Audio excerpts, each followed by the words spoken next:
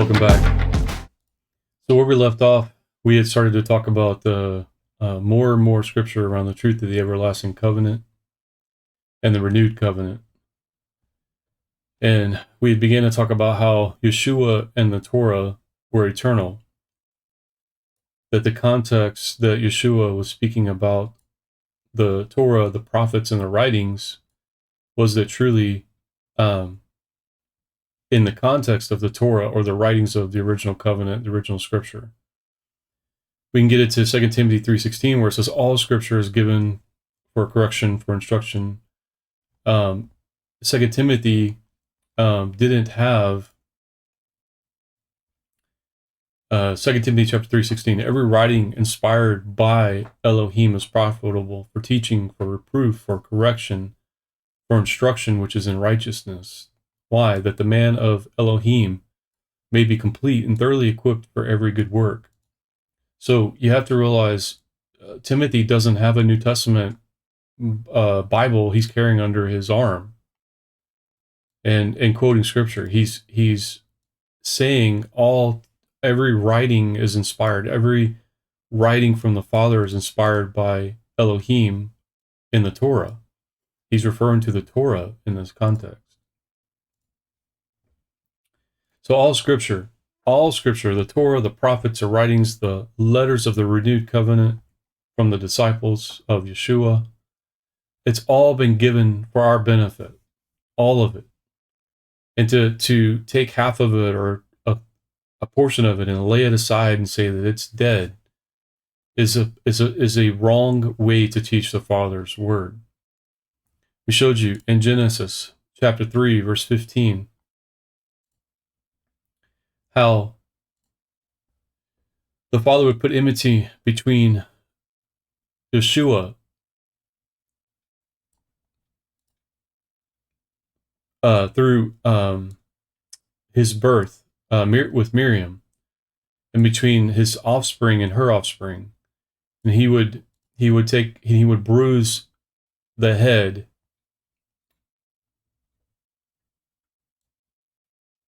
and the heel. And we're talking about, not just Yeshua, but how throughout Scripture, Ch8, Satan, Gadriel was going to fight this message to the end. Is really a way of looking at this.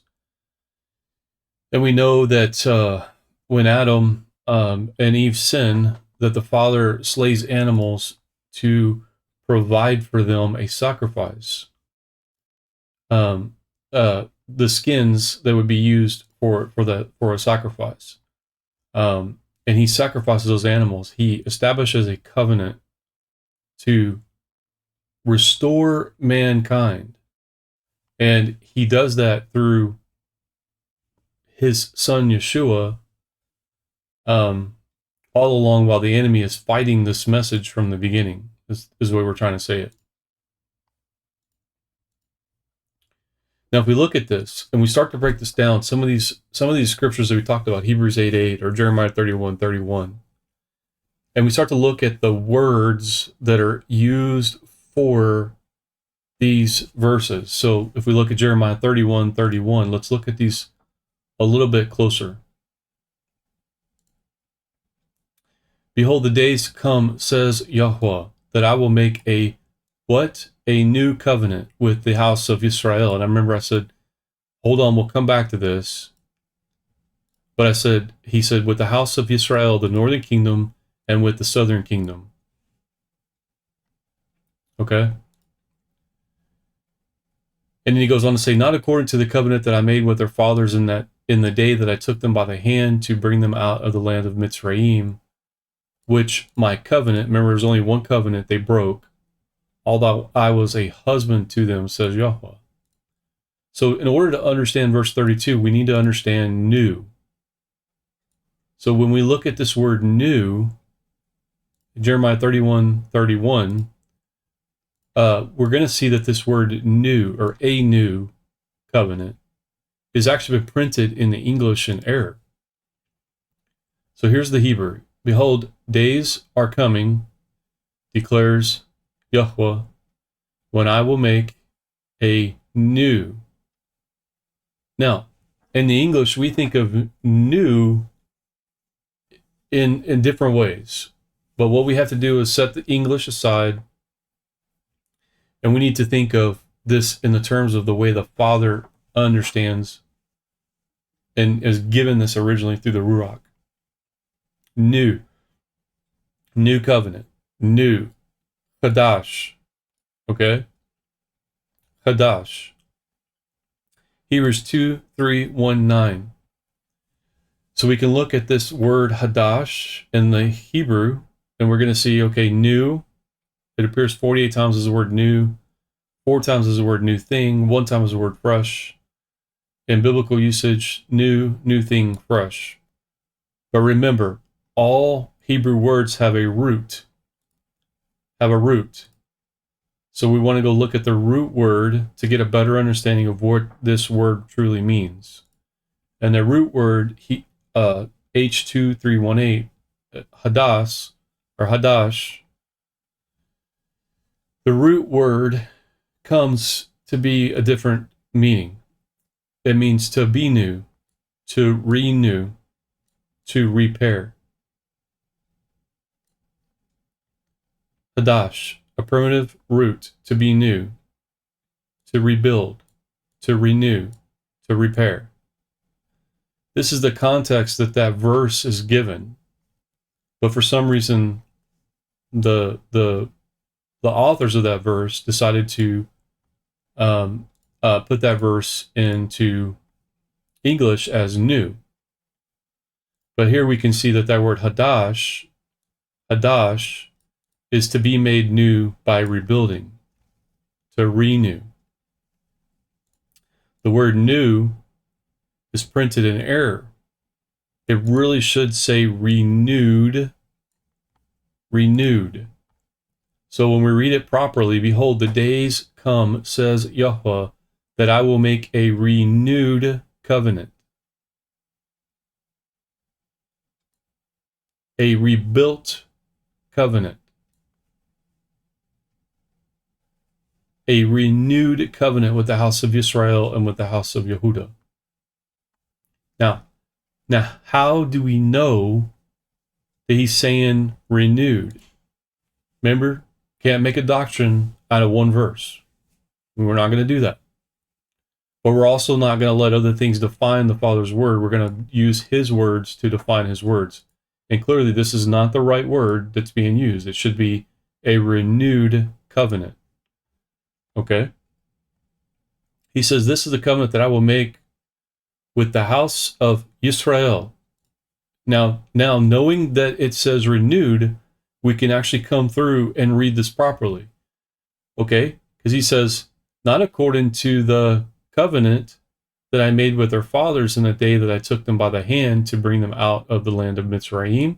That's the original covenant. Which my covenant they broke. There's the original covenant. Although I was a husband to them, says Yahweh. But this is the covenant. This is the covenant that I will make with the house of Israel after those days. You could say, this is the renewed covenant that I will make with the house of Israel after those days, says Yahweh. Because now we're going to go from talking about the covenant, the original covenant, to talking about the renewed covenant. What you commonly refer to, or many commonly refer to as the New Testament. Okay? But there's nothing new about the New Testament. It is the renewed covenant. He says, I will put my law in their inward parts, and in their heart I will write it.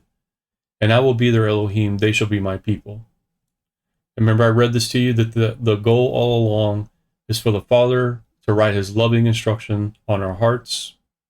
And they shall teach no more every man his neighbor, every man his brother, saying, Know Yahweh, for they shall know me from the least of them to the greatest of them, says Yahweh. For I will forgive their lawlessness, and their sin I remember no more. So, if these ordinances depart from before me, says Yahweh, listen, then the seed of Israel also shall cease from being a nation before me forever. Folks, this is not going to happen.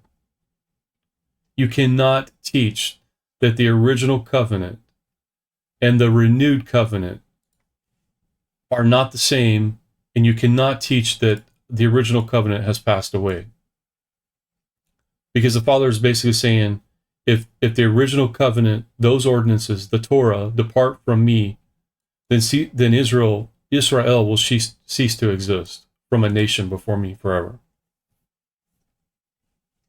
That's how asinine that statement is. So let's prove it out. Okay? Let's prove it out. Let's go look at Isaiah 65, verse 17.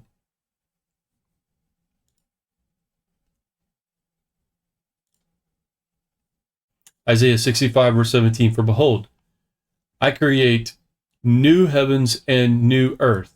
Is that what the word says? And the former things shall not be remembered nor come into mind. So let's go look. Another error. For behold, I create new, Hadash, H2319 from H2318, renewed, repaired. You would say it this way. The Father is going to renovate the earth and the Shamayim. Just like a builder would renovate, an investor would work with builders or contractors to renovate a house that needed to be renovated, to be new, to be sold. That's the context that we're given in Isaiah 65:17. For behold, I create a new heaven and a new earth. Because why? The Father said, if my word will not pass away. Okay? If there's a new heaven and a new earth, that's when my word will pass away. But he's saying clearly that he is renewing the heavens and the earth, and that matches Revelation, and we'll show you that. Renew. So that word Hadash, to me, be made new by rebuilding. By rebuilding. Now let's go look at Revelation 21, verse 1. John the Revelator, Yochanan the Revelator, has the revelation of Yeshua, and he sees the vision. He says, I saw a new heaven and a new earth. For the first heaven and the first earth have what? Passed away. And what? The sea is no more. Now, this is interesting. New. What is this word? Revelation 21, verse 1. Let's go look at it in the Greek. Then I saw a new. Kanos.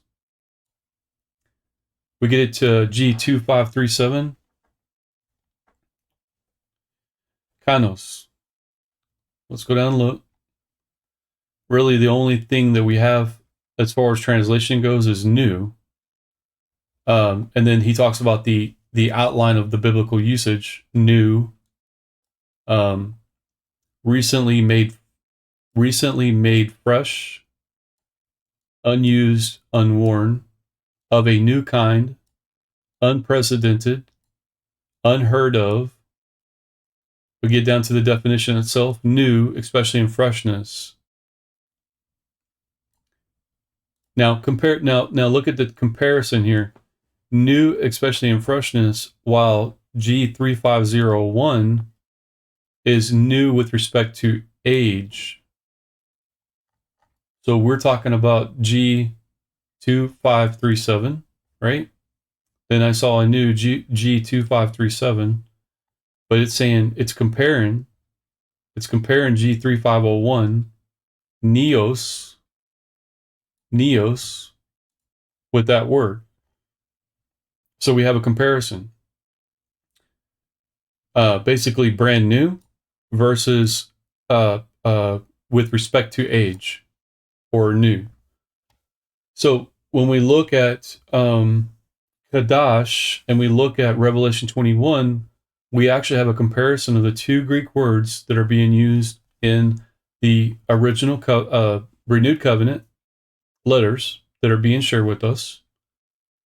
So we can also see this word renew in the Hebrew. So we can go to Psalms 51:10. That's a famous a prayer from David. Create in me a clean heart, O Yahweh. Renew a right spirit within me. Create in me a clean heart, O Yahweh Elohim, and renew. Look at the word H2318. So again, I could have showed you the other verses, and I showed you H2319, and I said, well, that word means renew, and I said, let's go back, let's go to the root and look at it. It says renewed. Now we have clear understanding. Well, here's the actual word being used by David. Renew. Okay? So we can see the word renewed. Let's go look at Job 10:17 and see if we can find it again. Job 10:17 says, you renew your witnesses against me and increase your indignation on me. Changes and warfare are with me. So let's go, you renew. Hadash, there's 2318. So we see it again, H2318 in Hadash, or Hadass, where we have renew, repair, to be new, renew, repair. Okay? I'm going through this quickly because there's a lot of ground to cover, and I just want you to see all the different places that you will see these words in the scripture. So we have renew, and then I just shared with you those words. Now let's go look at the word renewed. Renewed, Isaiah 61:4. Isaiah 61:4, they shall build the old wastes, they shall raise up the former desolations, they shall repair the waste cities, the desolations of many generations. They will build the ancient ruins, they will raise up the former devastations, they will repair the ruined cities, the desolations of many generations. Did I grab the wrong verse? I think it's actually not seeing it on that one. I think I grabbed the wrong verse. Hang on. Say 61:4. Psalms 103:5. Who satisfy your desire with good things so that your youth is renewed like the eagles. Renewed. Hadass, H2318. So we see it again, renewed, just in a different way of saying it. Okay. Now we have renew. We showed you renewed. And now we're going to see the word restore. So 1 Samuel 11:14. Then said Shemuel to the people, come, let us go to Gilgal and renew the kingdom there. Let's see if the other versions say the actual restore. Renew in the King James, renew in the New King James, New Living, renew, NIV, renew. So they're all saying renew.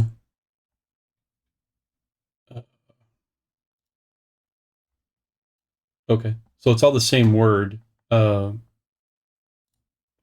is in restoring, but it's still the same word. So let's go look at the word. So then Samuel said to the people, come, let us go to Gilgal and renew. Okay, so there's the Hadash again. So we have the H2318. I think this one is the restore. 2 Chronicles 24:4.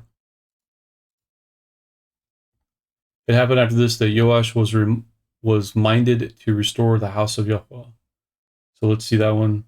So even though it says restore, it's still going to be the word Hadash 2318. Hadash. There's restore. So we looked at new, to be made new by rebuilding. We looked at in the Greek Hadash. We looked at new as in brand new. made new, kainos in the Greek. In the Hebrew, we looked at renewed, and restore. They're all from that same root word, chadash. And then we get into renewed or new in quality.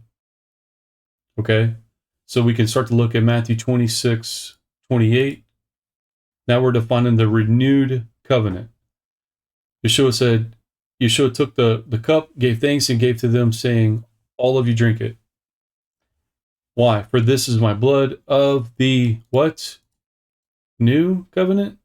Does it say new? Which is poured out for many for the remission of sins. See the deception? Just like they're trying to hide the Father's name, they're trying to convince you that there is a replaced covenant. Okay? But it's all the original covenant. This is a renewed, for this is my blood of the covenant. Oh, where's the word new?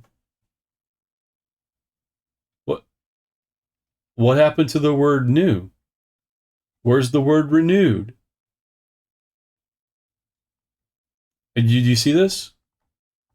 For, this is the Hebrew. This is the Hebrew words. If there's not a Hebrew word, it's not going to print it. For this is my blood of the covenant, which is poured out for many for forgiveness of sins. Right here, I'm showing you, they added this word. For this is my blood of the covenant. That word new shouldn't even be there. Yeshua understood this, that there's only one covenant. I'm not making it up.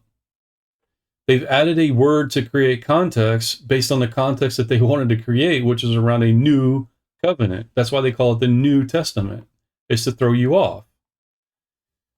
For this is my blood of the covenant. It just says of the covenant. It doesn't say new. There's no kanos. There's no neos here. You guys can see this with your own eyes. I'm not making this up. Okay, so if this was just one scripture of itself, then, okay, maybe it's a fluke. Well, let's look at other scriptures.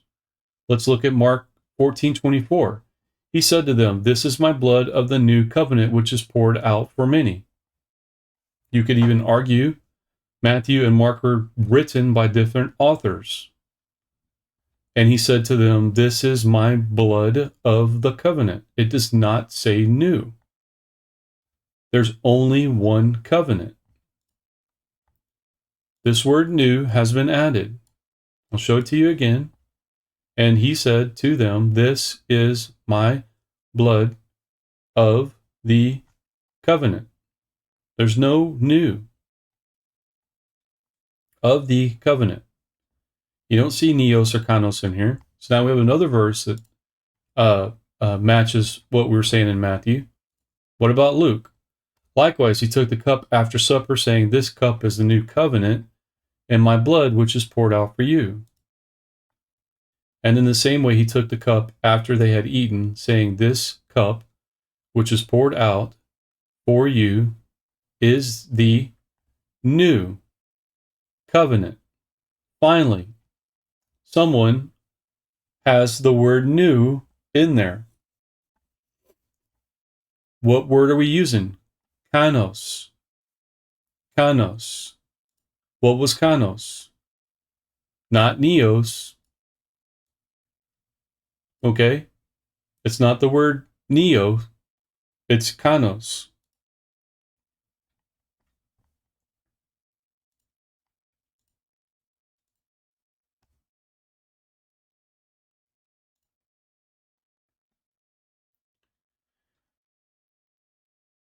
All right.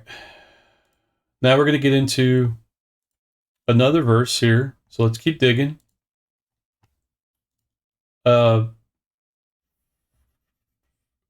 We did 1 Corinthians 11:25.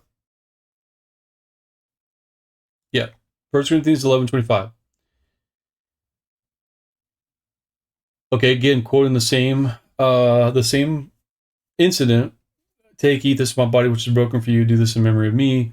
In the same way, he also took the cup after supper, saying, this cup is the new covenant in my blood. Do this as often as you drink in memory of me. So let's go see. In the same way, he took the cup also after supper, saying, "This cup is the new kanos, covenant." Okay? So now we have 1 Corinthians quoting the same verse, talking about kanos, new. Let's look at another one. 2 Corinthians 3:6, who also made us sufficient as servants of a new covenant, not of the letter, but of the Spirit. For the letter kills, but the Spirit gives life. That's the one that I read to you earlier. So let's see. Who also made us adequate as servants of a new kanos, covenant.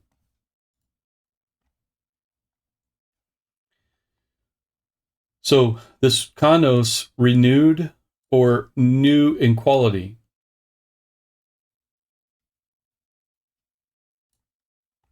Renewed or new in quality is the context that we're saying.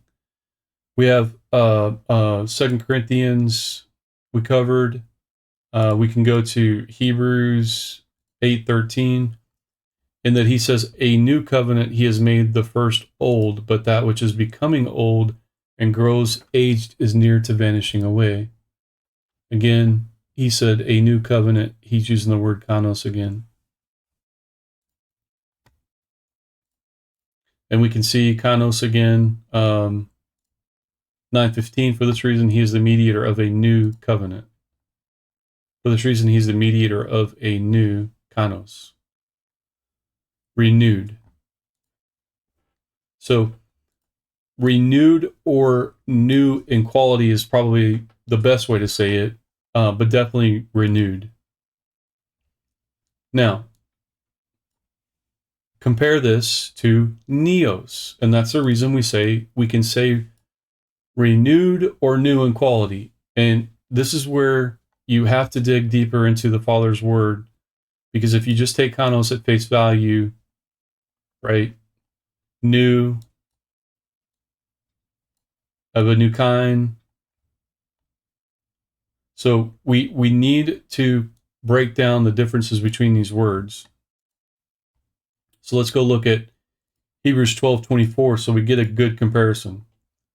To Yeshua, the mediator of a new covenant. Remember I said Yeshua is the administrator, the mediator, the go-between of the new covenant. And to the blood of the sprinkling that speaks better than that of Abel. So we know Yeshua laid down his life, and therefore his blood, for our sins. To Yeshua, the mediator of a new. So now we see the word neos. Neos. New. Recently born, young, youthful. Neos. New. Regenerate. New. Young. Neos. When we looked at kanos, it said it would say new in time, new in time, and it was the comparison of the two words. So let's look at John 13:34. A new mitzvah I give to you, that you love one another just like I have loved you, that you also love one another. So here we'll see, okay, a new kanos, commandment I give you, a renewed commandment. Because why? Because this verse, a new commandment I give to you, that you love one another just as I have loved you, that you also love one another. But that's not a new command. That's a renewed command. You see how by not properly putting these words in the right context, they're very misleading. This was not a new command. This is a renewed command that Yeshua shared with his disciples.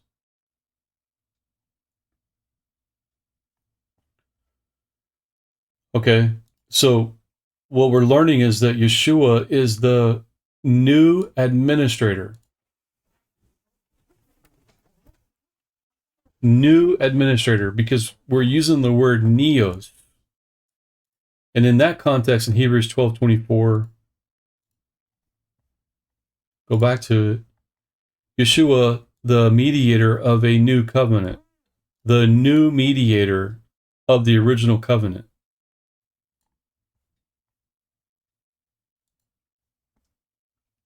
It's the same thing that Peter prophesies about. Doesn't prophesy. Peter shares prophecy about in the book of Acts, when I read that to you, where Peter was saying another prophet would be raised up to replace Moshe. John 13:34, a renewed command I give to you. So we've got to break down these words new across these verses, or we're going to be lost. So now that we understand that it's a renewed covenant, and we understand that Yeshua is the new administrator, because of the word neos, we understand that he's the new administrator to replace the administration of Moses. So now he's become the new administrator. So let's break down the original covenant timeline. And what we'll see is that it begins with Adam in Genesis chapter 2, verse 15. Genesis 2:15. This is the covenant we talked about, where man is placed into the Garden of Eden. He's basically said to be fruitful and multiply, fill the earth with Yahweh's image. Okay, he covenants with him. We see that extended through Abraham in Genesis 17. And Genesis 17, we can go there and just see that quickly.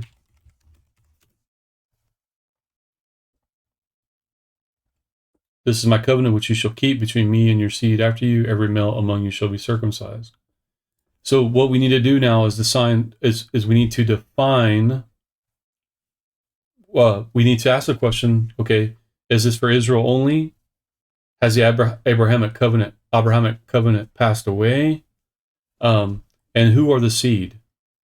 Because that's the key to the understanding this covenant. So this is my covenant which you shall keep between me and you and your seed after you. Your seed after you. So who are the seed that he's referring to? That's what we need to understand. So it goes from Adam to Abraham, passes through the Mosaic covenant in the books of Deuteronomy and Exodus. We can see in Galatians 3:16 through 18. Shaul says, brothers, I speak like men, though it is only a man's covenant, yet when it has been confirmed, no one makes it void or adds to it. Now the promises were spoken to Abraham and to his seed. He doesn't say two seeds, plural, as of many, but as of one, to your seed, which is who? Mashiach. We need to let the scripture define these verses for us. So the seed is Mashiach. Now I say this, a covenant confirmed beforehand by Yahweh in Mashiach, the Torah, which came 430 years after that covenant. It does not annul, do away with, okay? Does not annul or do away with, so as to make the promise of no effect. Which promise? Which promise? The Torah? The covenant, the original covenant given by Elohim to Abraham? Why? For the inheritances of the Torah, for if the inheritance is of the Torah, it is no more of promise, meaning works. You could not work out your salvation. You couldn't work to gain salvation, say it that way. It's no more a promise, but Yahweh Elohim has granted it to Abraham by promise. And we know the reason it was granted to Abraham because he believed. He believed unto righteousness. Okay. Now, we go from the Mosaic covenant to a prophecy from Isaiah Yahweh about the coming of Yeshua as the new administrator. Why? To replace Moshe. Let's look at that in Isaiah 42, 6 through 7. And this is really what Peter was saying in the book of Acts at Pentecost. Isaiah 42, 6 through 7.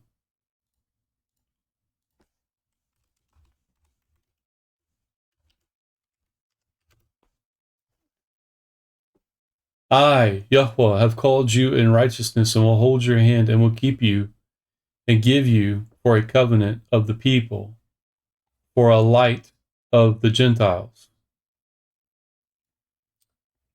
to open the blind eyes, to bring out the prisoners from the dungeon and those who sit in darkness out of the prison house. This is the exact verse that Yeshua quoted when he stood in the temple and started his ministry. Right? He said, the Spirit of Yahweh, the Ruach of Yahweh is upon me, for he has anointed me to open the blind eyes. That's what he's saying. This is a verse about Yahweh and Yeshua. And he's the prophesied one called in righteousness to keep and to give for a covenant for the people, for a light of the Gentiles. Now I have to address this because there's an unbelievable teaching on floating around that the lost tribes of Israel are the Gentiles. And if you don't understand what I just said, there are Israelites out in the world that are of Israel, but because they turned away from Yahweh and his word, sounds good, right? That they are the lost tribes of Israel, and that they are the Gentiles. Okay? But I'm trying to tell you, and I'm trying to show you, define the seed. The seed. We read that verse, the seed. The promise of Abraham was the seed of Mashiach, Yeshua. So if we keep studying this out, we're going to see Isaiah prophesied the coming of Yeshua as the new administrator to replace Moses. Shaul will confirm Yeshua as the new administrator of the original covenant. We can see that in Romans 15, verse 8.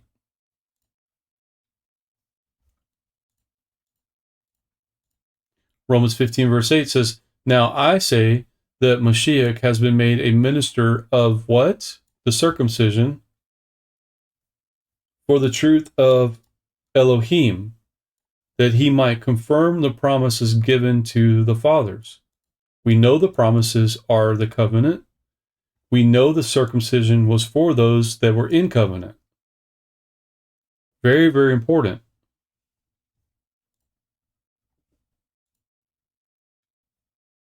Why? So the Gentiles might esteem Elohim for his kindness.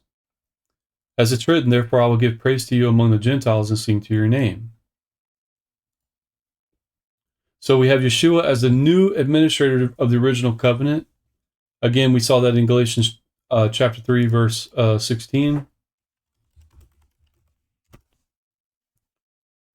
Now, the promises were spoken to Abraham and to his seed. He doesn't say to seeds, plural, as of many, but as of one, to your seed, which is Mashiach.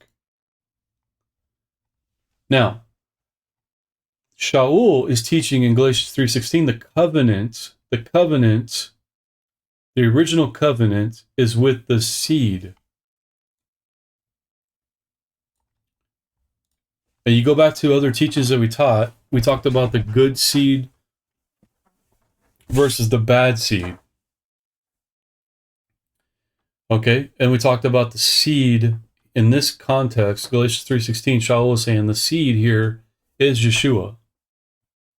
It's not Abraham's descendants, aka just the Jews.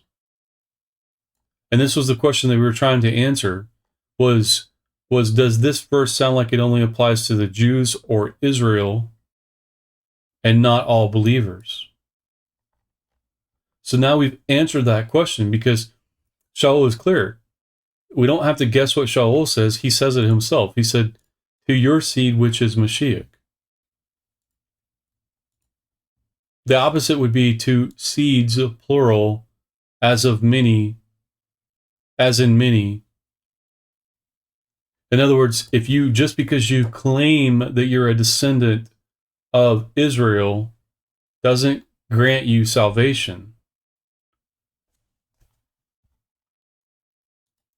The other way it's being said today and being taught today is this way.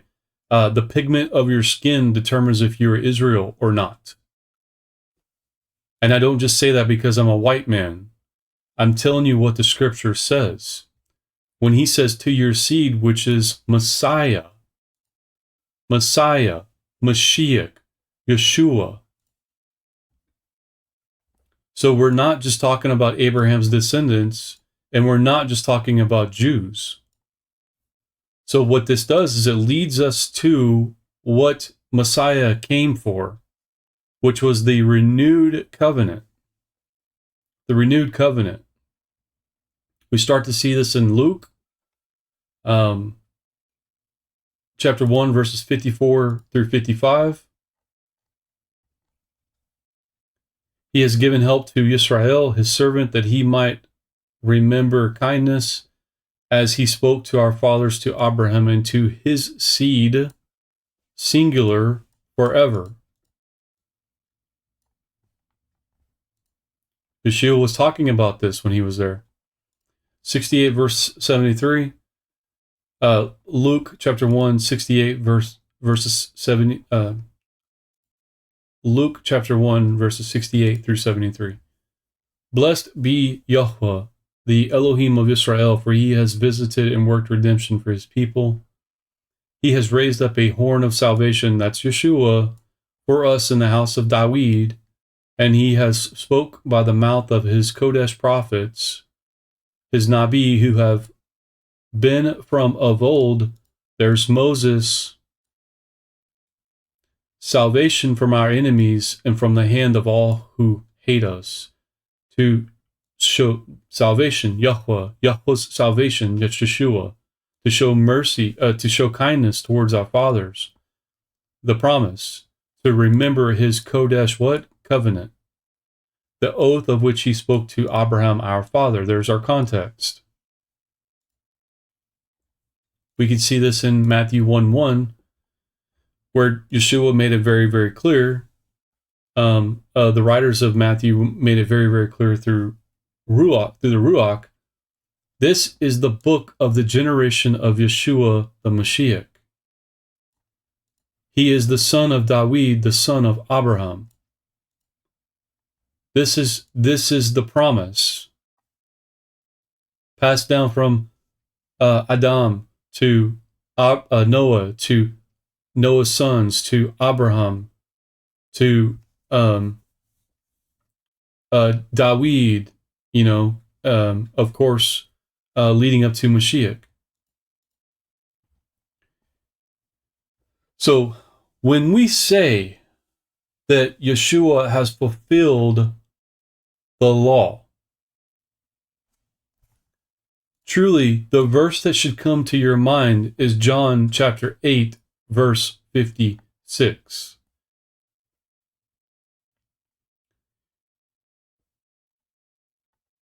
And we got to back up to like verse 53, because the Pharisees are challenging Yeshua. It says, "Are you greater than our father Abraham, who died? Are you greater than the prophets who died? Who do you make yourself out to be, Yeshua?"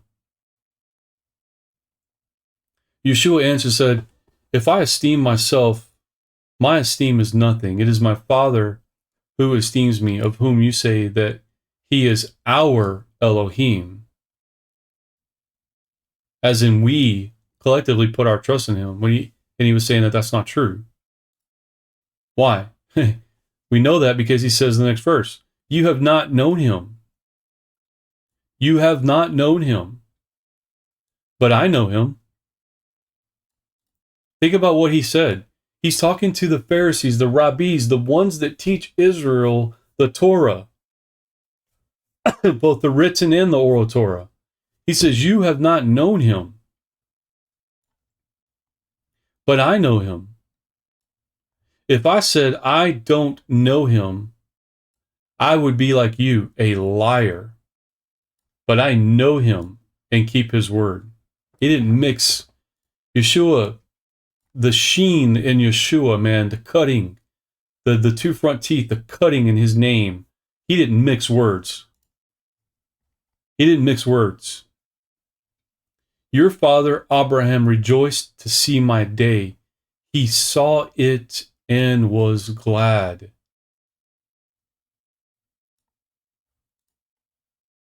Oh, they challenged you. They said, you, but wait, the Jews, they said, you're not even 50 years old, and have you seen Abraham? Yeshua said to them, most assuredly, I tell you, before Abraham came into existence, I existed. Now, check this out. Verse 59. Therefore, they took up stones to throw at him, but Yeshua was hidden. He went out of the temple, having gone through the middle of them and passed by them, hidden. Ask yourself the question, why, according to the Mosaic law, wasn't Yeshua stoned to death as the Messiah? There's another time where they're challenging him and they go to throw him off a cliff and he passes right through them. Their law allowed them to stone someone for these perceived reasons.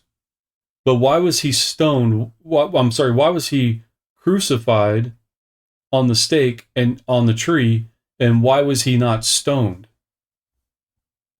That's the question you want to be asking yourself.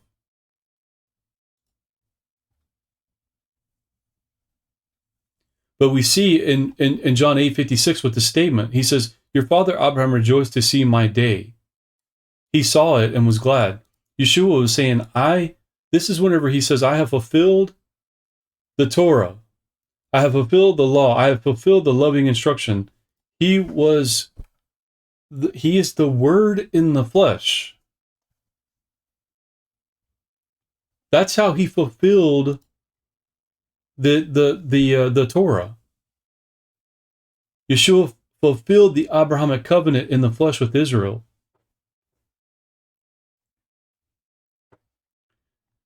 And then after he dies, Shaul and Peter both see the original covenant at work in their lifetime.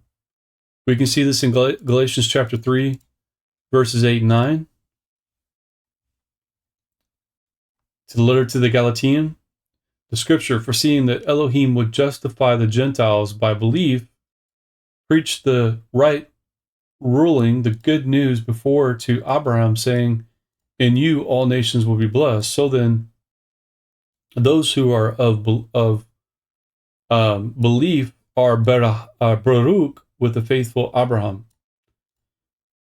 Those who are of belief are Baruch with the belief Abraham. Who is he talking to? O foolish Galatians! O foolish believers, who has bewitched you not to obey the truth? The scripture, foreseeing that Elohim would justify the Gentiles by belief. Belief in Yeshua. Belief in Yeshua. He's talking to new converts. Acts chapter 3, verses 25 through 26.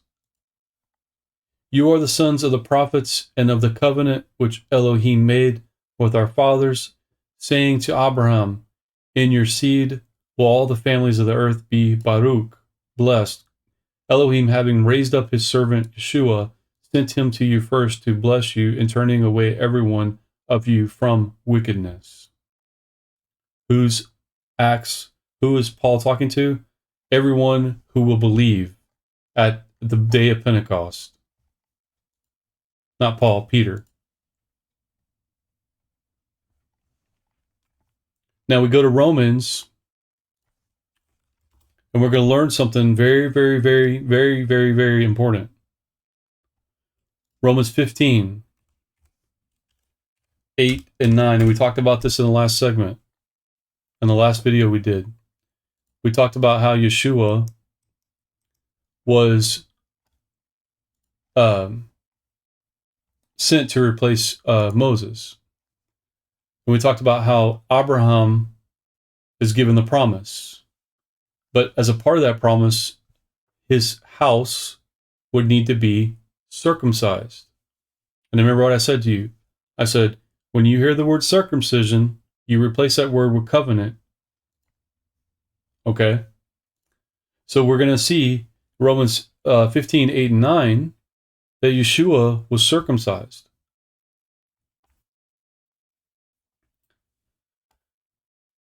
Now I say that Mashiach, Yeshua, has been made a minister of the circumcision for the truth of Elohim, that he might what? Confirm the promises given to the fathers, and that the Gentiles might esteem Elohim for his kindness. For it is written, therefore will I give praise to you among the Gentiles and sing to your name. Yeshua was physically circumcised as a Hebrew, but he was on the 8th day. But he was also, but Shaul is also teaching us that Mashiach has become made a minister of the circumcision. This is why we say that Yeshua replaced Moses as the administrator of the covenant. When he's talking about of the circumcision, he's talking about Abraham and the promise that the Father made with Abraham and his family being circumcised. It's not about physical circumcision. But what this meant was Yeshua also would need to die on a tree, a stake, for the reason of what? To allow the Gentiles access to the Father.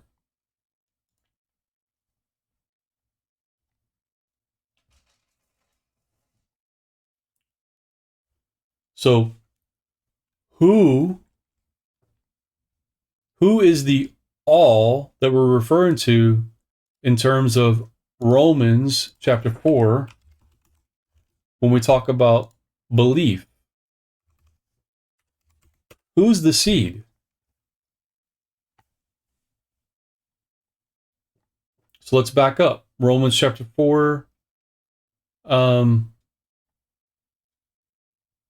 maybe verse 6, even as David also pronounced his blessing, Baraha, on the man to whom Elohim counts righteousness apart from works. Blessed, Baruch, are they whose lawlessness are forgiven, whose sins are covered. Baruch is the man whom Yahweh will by no means charge with sin.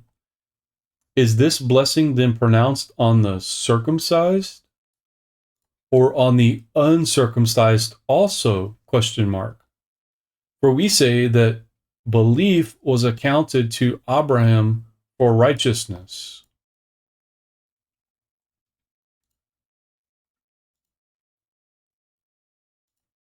So we're trying to get down to verse 11. Verse 10, how then was it counted? When he was in circumcision or in uncircumcision? Not in circumcision, but in uncircumcision. Again, Paul does this. He goes back and forth, and it sounds like he's contradicting himself, but you got to stay with him. He says, he received the sign of circumcision, a seal of the righteousness of the belief which he had while he was in uncircumcision. that he might be the father of all those who believe. How can Paul make this statement? How can Shaul make this statement? Abraham was circumcised as a Hebrew on the 8th day, yet he believed outside of circumcision. Why was he saying that he had belief while he was uncircumcised? It's not about physical circumcision. We're talking about covenant. Why? Because he might be the father of all those who believe, though they be in uncircumcision, not in covenant. Though they be in uncircumcision, that righteousness might also be accounted to them. To who? To all who believe. The father of circumcision to those who not only are of the circumcision in covenant, but who also walk in the steps of the belief of our father Abraham, which he had in uncircumcision. For the promise of Abraham and to his seed, singular, that he should be the heir of the world wasn't through the Torah, but through the righteousness of belief. Now, if you just stop there and say, well, I don't have to follow the law, you're missing the point. All the points that I've made up until this point to show you the Father's word.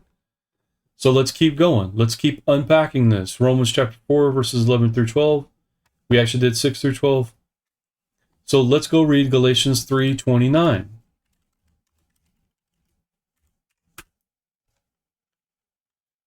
For if you are Messiah's, Yeshua, the seed, then you are Abraham's seed and heirs according to promise.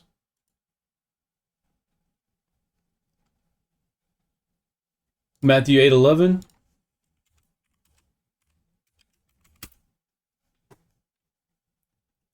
Actually, let's go back. Let's go back and read verse 28. There's neither Jew nor Greek, there is neither slave nor free man, there is neither male nor female. Why? For you are all one in Mashiach Yeshua, in his seed. Matthew 8:11, I tell you that many will come from the east and the west, and will sit down with Abraham, Yitzhak, and Yaakov in the kingdom of the Shamayim.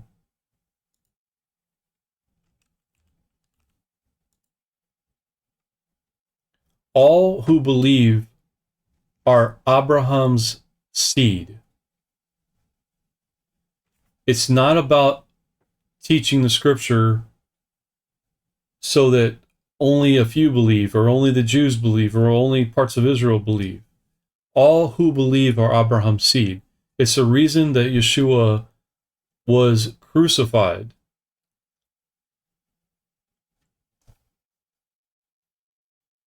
Okay? To the Romans, let me educate you a little bit. To the Romans, crucifixion was not a glorious event. To the Romans, crucifixion was a last resort for the worst of the worst of the worst. The Romans did not normally crucify. What the Romans normally did was they would cut the head off with a guillotine, because it was a very quick death that would be less painful, and it would be immediate. They reserved crucifixion for the worst of the worst of the worst. Likewise, the Jews, Israel, normally stoned to death anyone that went against the Torah. We saw this in Acts, where one of the disciples is stoned to death. Ask yourself, why wasn't Yeshua stoned to death? Ask yourself why Yeshua wore a crown of thorns. Ask yourself why Yeshua died on a stake, a tree, not a cross, a tree. I read the verses to you. The curse from Adam, the thorns from the ground. The word cursed, kalal, okay? At the heart of the word is two lameds, two shepherd staffs. And anytime you see the word curse, you need to understand what is happening according to the law, according to Torah. The reason that someone would be cursed would be for a teaching event.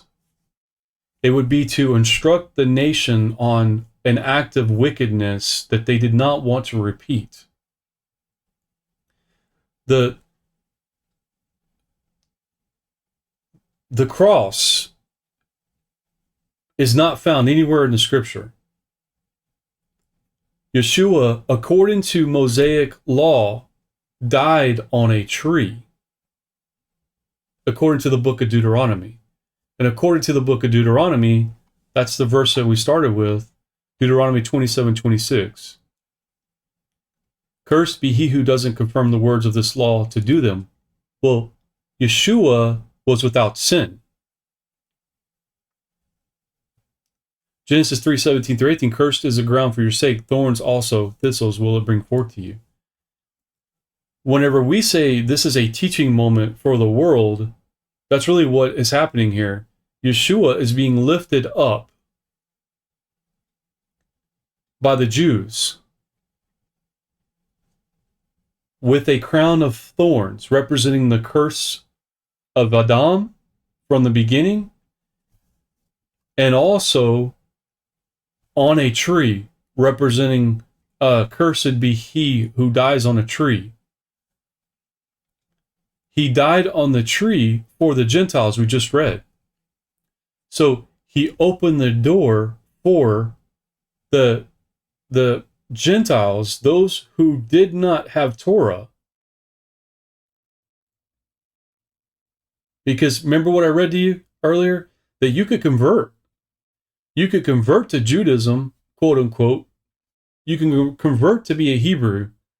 All you had to do was follow Torah, and you wouldn't be considered a Gentile. You would be considered grafted in.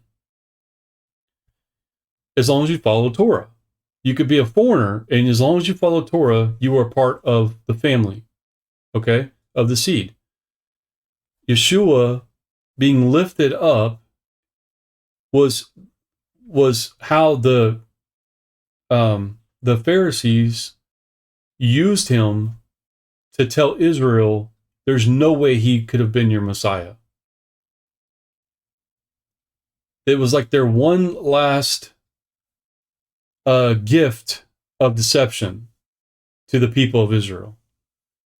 Because if he was the Messiah, how could he be cursed on a tree? The worst of the worst of the worst were in the Israeli community as well as in the Roman community, were hung on a tree on a stake and crucified. Period. It was not for the common folk. It was not for the Israelites either. They would stone them. The Father was lifting up Yeshua, just as he lifted up the snake in the time of Moses, whenever all those bitten by the serpent could go look at the snake and they could be healed. That is the imagery that is being used to explain why he was lifted up. He was a message to the entire world. It was a teaching moment to the entire world, but mainly to the Israelites. There were two messages. To the Israelites, it was, there's no way he could be your Messiah. He was cursed on a tree, and it's the reason they took him down before dark. because the scripture is clear according to the book of Deuteronomy, the Mosaic law, the Torah, that his body would be defiled, therefore the ground would be defiled, therefore the nation would be defiled, and he had to be taken down and buried before the evening. That was their rule. The Romans didn't crucify Mashiach. Israel crucified Mashiach on a stake, on a tree, not a cross. The other message was to the Gentiles, that someone who was without sin, Deuteronomy 27:26, cursed be he who doesn't confirm the words of this law or to do them. Someone who was without sin and unjust, fully accused of sin, was hung on a tree for our sin, our being the Gentiles, non-Israelites, non-Jews, non-Hebrew. The message was to us that the way had been opened for us to receive salvation. But the message continued through Yeshua's disciples that even though Yeshua had been crucified and died, he rose again. And all who believe would become Abraham's seed as a result of belief in him. Not just the Jews, not just Israel. The Abrahamic covenant was never set aside. It was never replaced by the Mosaic covenant or the Torah. And we can see this in Galatians chapter 3, 16 and 18.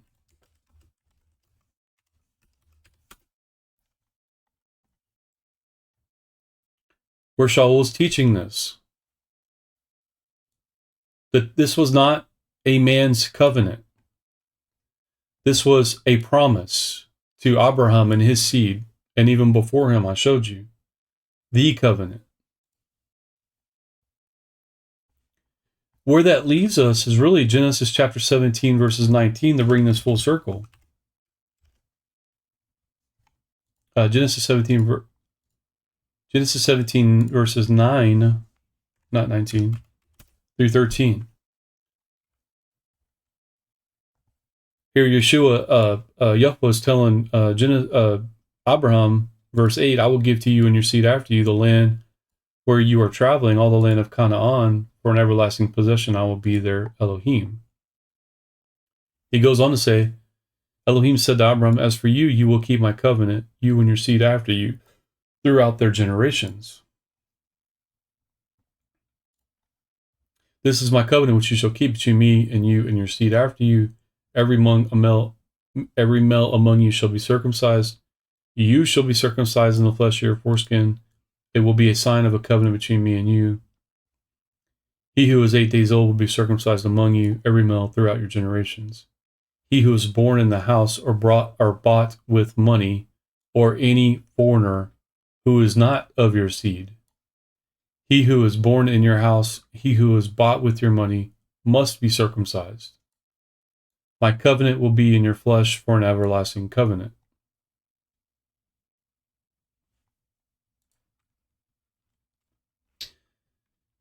So we see the eternal covenant of pitching tents is forever. For an everlasting covenant. Verse 13. We can see the original covenant still at work in the renewed covenant. Galatians 3, chapter 7 through 9.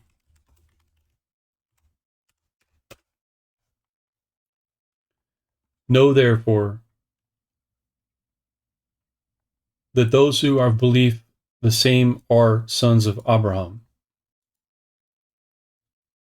This is just a renewing of the covenant that was already in effect.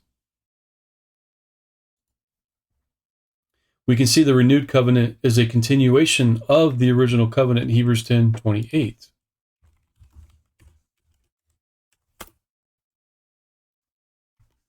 Where Shaul says, a man who disregards Moses' law dies without compassion on the word of 2 or 3 witnesses. And he's comparing that to trampling the son of Yeshua son of Yahweh, Yeshua, his blood, how much more punishment? We talked about outer darkness. Romans chapter 5, verse 12 through 18. Therefore sin entered the world through one man, and death through sin, and so death passed to all men, because all sinned. For until the law, sin was in the world, but sin is not charged when there is no law. Nevertheless, death reigned from Adam until Moses, even over those whose sins weren't like Adam's disobedience, who was a foreshadowing of him who was to come. But the free gift isn't like the trespass, for if by the trespass of the one the many died, much more did the kindness of Yahweh and the gift, or the pitching of tents of Yahweh and the gift of the pitching of tents of one man, Yeshua the Messiah, abound to many. The gift is not as through one who sinned, for the judgment came by one to condemnation, but the free gift came of many trespasses to justification. For if by the trespass of the one death reigned through the one, so much more will those who receive the abundance of the pitching of tents and the covenant of pitching of tents and of the gift of righteousness reign in a life through the one Yeshua the Messiah. So then, as through one trespass all men were condemned, even as so through one act of righteousness all men were given high.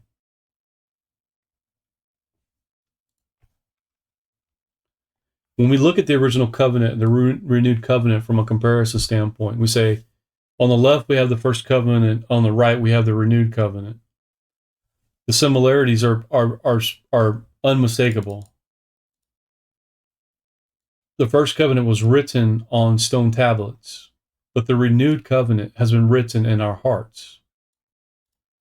The first covenant was a veiled covenant and a veiled spirit that rarely came upon men.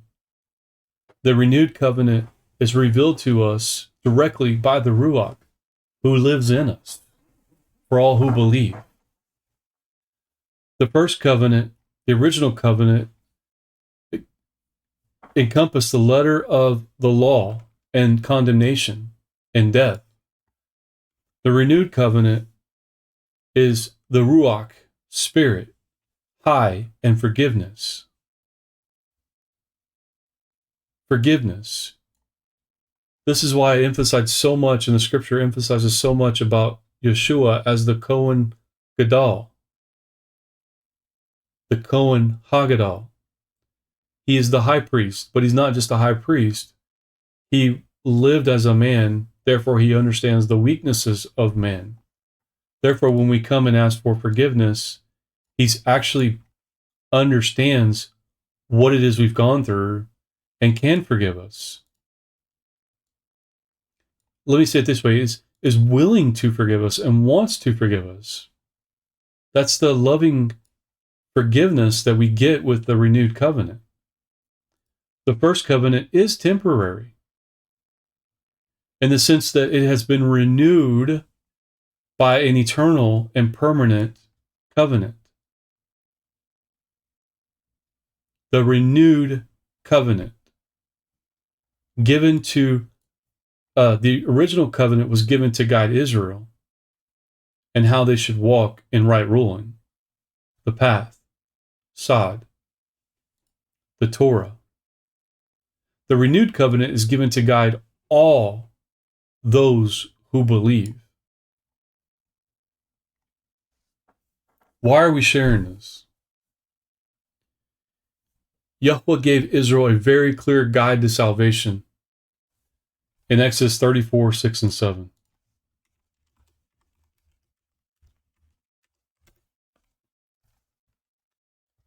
And Yahweh passed before him and proclaimed, Yahweh, your Elohim, a kind Elohim, slow to anger and abundant in loving kindness and truth, keeping love and kindness for thousands, forgiving iniquity and disobedience and sin, and that will by no means clear the guilty, visiting the lawlessness of the fathers on the children, and on the children's children, on the third, and on the fourth generation.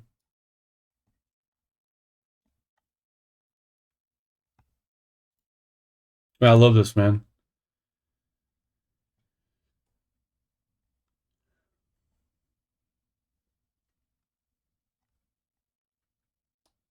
You have the two stone tablets being chiseled. You have Moshe rising up early and went up to Mount Sinai as Yahweh had commanded him, and took in his hand two stone tablets that the Father had written on. And then you get to verse 5. It says Yahweh descended in the cloud, and he stood with them there. He stood with them there and proclaimed the name of Yahweh.